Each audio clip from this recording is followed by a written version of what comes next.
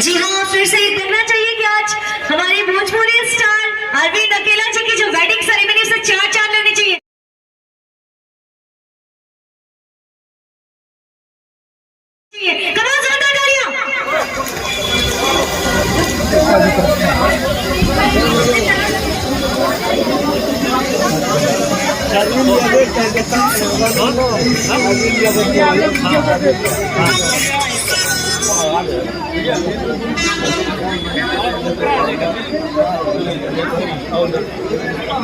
और इस खूबसूरत इवनिंग में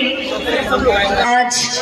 अरविंद अकेला जी और शिवानी पांडे जी, जो कि आज की होने वाली ब्राइड, और हमारे ग्रूम अरविंद जी, हमारे इस प्यारे से इवनिंग की शुरुआत हो चुकी है। इस महफिल में हमारे दूल्हे राजा आ चुके हैं, तो जोरदार तालियां होनी चाहिए सबसे पहले।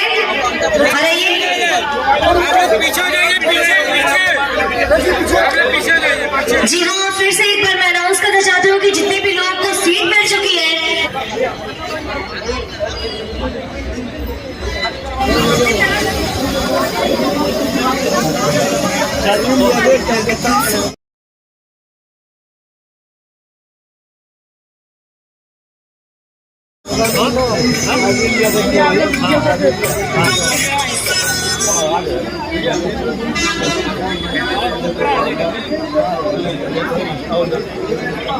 और इस खूबसूरत इवनिंग में